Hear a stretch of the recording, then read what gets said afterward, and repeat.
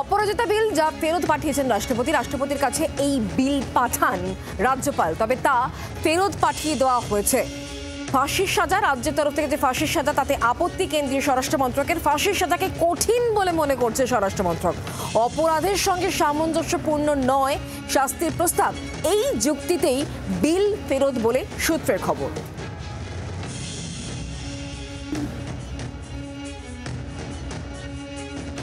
মাননীয় মুখ্যমন্ত্রী অপরাজিতা বিল রাজ্য বিধানসভা সেটা পাশ করেছিল।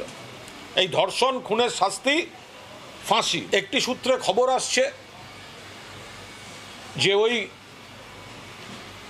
বিল অনুমোদন না দিয়ে সেটি নাকি রাজভবনে ফেরত এসে গেছে। আমাদের দাবি অপরাজিতা বিলকে অবিলম্বে অনুমোদন দিতে হবে।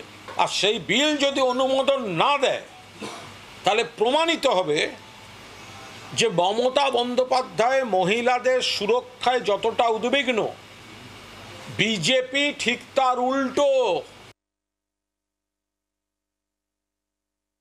তৃণমূল মানা না মানা তাতে কিছু যায় আসে না। তৃণমূল বলবে আমি বিএনএস মানবো না, ভারতীয় ন্যায় সংহিতা, আমি অপরাজিতা বিল আনবো, তাতে কিছু যায় আসে না। মমতা ব্যানার্জি, আমরা জানি আপনার প্রধানমন্ত্রী হবার শখ। পশ্চিমবঙ্গে ডক্টর বি.আর. আম্বেদকরজির সংবিধান চলে না, আপনার সংবিধান চলে, এগুলো আমরা জানি।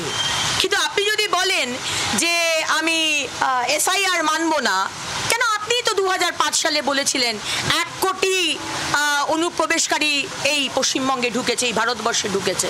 তাহলে আজকে হঠাৎ কি হয়ে গেল যে 180 ডিগ্রিজ টার্ন?